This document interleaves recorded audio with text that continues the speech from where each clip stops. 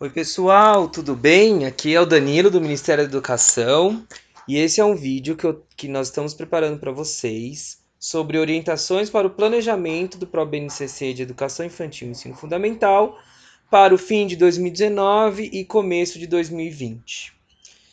Esse vídeo foi inspirado pelas últimas conversas que nós viemos tendo com as equipes dos estados sobre as várias dificuldades que as equipes estão enfrentando e como que a gente imagina que a gente pode superar as condições adversas que nós temos hoje para a execução do projeto, tá? De forma que as pessoas que trabalham nas escolas e os alunos sejam prejudicados o mínimo possível, tá bom?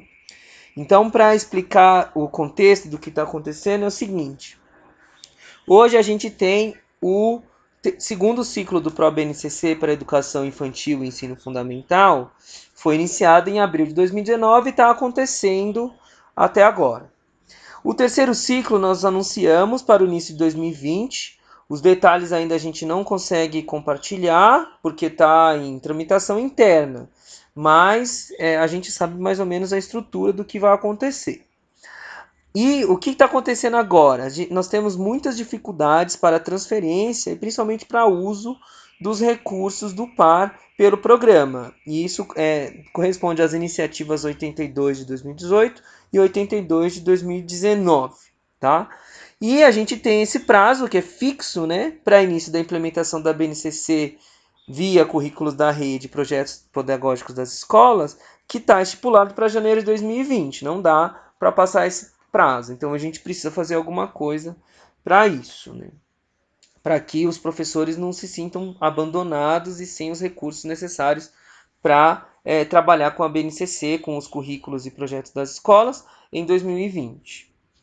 Então, só para detalhar um pouquinho mais com relação aos recursos do PAR, nós temos mais ou menos 100 milhões de reais divididos pelos estados da iniciativa 8218 e 27 milhões da iniciativa 8219, né? Para usar os recursos da 8218 em 2019, a gente precisa fazer a reprogramação. E para usar os recursos de 8219, precisa fazer a programação, fazer o planejamento, gerar termo de compromisso, etc. Né? Só que todos esses processos que estão associados a essa tramitação, a gente está com muita dificuldade para executar, né? Seja no MEC, seja no FNDE ou nas próprias secretarias. Né? Então esse é um problema que está espalhado em vários atores e a gente está com muita dificuldade para tramitar de verdade. E outra coisa que está acontecendo é a transição entre o segundo e o terceiro ciclo do ProBNCC. O segundo ciclo, que é o que deve terminar agora no fim de 2019 ou começo de 2020, tem como foco a revisão dos projetos pedagógicos e a formação introdutória dos professores. O terceiro ciclo terá como foco o acompanhamento do uso dos currículos em sala de aula pelos professores e a formação continuada dos professores. Agora tem uma questão, né? A diferença entre formação introdutória e formação continuada. A formação introdutória significa que é a formação que o professor recebe antes de ele começar a implementar o currículo novo na sua sala de aula, né? Ou seja, é a preparação que o professor tem para ele realmente começar a trabalhar com o currículo. Agora, a formação continuada ela é razoavelmente diferente. Por quê? Porque o professor ele já tem o currículo em mãos, já está usando esse documento com os seus alunos e ele vive o currículo, né? A escola está implementando o currículo. E isso muda muito o contexto de formação, né? Porque o professor pode trazer as experiências dele, pode trazer seus comentários, seus sucessos, suas angústias. Então, assim, a formação introdutória para a formação continuada muda bastante, né? Então, a gente está vivendo esse momento, assim, de muito próximo dessa mudança entre o segundo e o terceiro ciclo.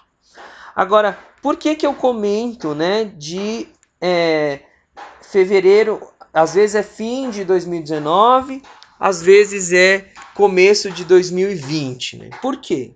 Porque o prazo que nós temos para iniciar o terceiro ciclo, ou seja, para iniciar a implementação em sala de aula, é 2020, né? Começo de 2020. Então, o início do ano letivo é 2020.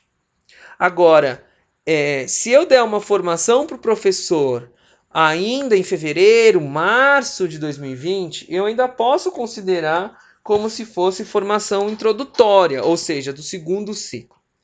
Por quê? Porque o professor ainda não pegou, o semestre ainda não está completamente estabelecido, o professor ainda está iniciando as aulas do ano, certo? Agora, se eu for fazer uma formação lá para abril, maio, é muito complicado eu considerar que isso é uma formação introdutória, porque o professor já teve ali 1, 2 meses, pelo menos, de experiência com o novo currículo, tá? Então aí já não dá para considerar mais como se fosse formação introdutória. Então hoje a gente trabalha com o fim do segundo ciclo, ele tem que ser preferencialmente em dezembro de 2019, mas se o Estado quiser utilizar janeiro, fevereiro, no máximo março, para fazer essas formações introdutórias, ainda dá, certo? Então a gente está nesse momento de transição entre os ciclos e a gente precisa combinar com essa questão dos recursos, né? Então o que eu tenho para apresentar para vocês são 4 cenários, tá? Que é para vocês conseguirem se planejar de uma maneira mais organizada, tá bom? Então, primeiro, eu tenho planejamento com a utilização dos recursos do par. E segundo, planejamento sem a utilização de recursos do par, tá? Aí eu tenho uma parte A do planejamento, que é referente ao segundo ciclo do ProBNCC, que ele é até o fim de 2019, ou pelo menos até fevereiro, no máximo março de 2020, tá? Essas atividades, elas são diferentes das atividades do terceiro ciclo, tá bom? E as atividades B, do planejamento parte B, que elas são referentes ao terceiro ciclo, ou seja, a partir de 2020, a partir de março a abril de 2020, dependendo de quando termina o segundo ciclo, são as atividades do terceiro, né? Que são aquelas de acompanhamento de sala de aula e também de formação continuada dos professores. Tá? Então, agora eu vou explicar para vocês o que eu quero dizer com essas propostas de planejamento. Então, a ideia é que vocês, das equipes de cada estado, considerem todos esses 4 cenários para planejar. Vocês tenham esses 4 momentos em mente. Então, a primeira proposta é do planejamento 1A, ou seja, planejamento com os recursos do par para o fim do segundo ciclo. Tá? Então, esses são os estados que já conseguiram finalizar ou estão finalizando a reprogramação, transferência dos recursos e estão concluindo as contratações. Ou seja, essas contratações vão poder executar serviços ainda no fim de 2019, começo de 2020. E isso vocês vão usar para fazer encontros formativos, produzir material, tudo isso para a formação introdutória dos professores. Tá bom? Notem o detalhe das datas, tá bom? Aqui. Agora, o planejamento 2A, o que é? É com os recursos do par para o terceiro ciclo, ou seja, os estados que estão avançando, mas mais lentamente. Ou seja, eles não vão ter os recursos no fim de dezembro, as contratações não estarão já trabalhando em dezembro, no início de 2020. Mas eu vou ter os recursos em dezembro e início de 2020 para fazer as contratações, para elas começarem a trabalhar em março. Tá? Então esse é o planejamento 2A. Então aí vocês vão usar os recursos do ProBNCC para o início das formações continuadas. Então tem muita gente falando assim: ah, Danilo, eu quero os recursos do PAR para fazer uma contratação de uma empresa para fazer o curso EAD. Ok, só que você não consegue fazer esse curso EAD para estar disponível no fim do ano ou começo do ano. Isso vai estar lá para março. Se é para março, você não tem que considerar essa formação como formação introdutória. Você tem que considerar como formação continuada, que ela vai estar disponível para os professores quando eles já estiverem usando o currículo, tá bom? Agora tem o planejamento 1B, que é o planejamento sem os recursos do par, para o fim do segundo ciclo, tá? Esse eu acho que é o mais comum. Então, são os estados que acreditam que os recursos do par não estarão disponíveis a tempo para realizar as contratações para as atividades planejadas até fevereiro ou março de 2020, certo? Então, o que vai acontecer? Eu ainda preciso fazer as atividades do segundo ciclo, mas sem considerar esses recursos. Então, eu vou fazer formações à distância, usando a VAMEC, vou fazer pequenos encontros formativos, vou aproveitar encontros formativos que já existem, vou fazer uma partezinha da BNCC ali. Então, a gente vai ter que usar a nossa criatividade para fazer as atividades do fim do segundo ciclo e atingir as metas sempre que possível, sem os recursos do par, tá? Uma outra possibilidade, que eu acho que é a pior de todas, eu fico mais triste de cogitá-la, é a de fazer o terceiro ciclo ainda sem esses recursos do par.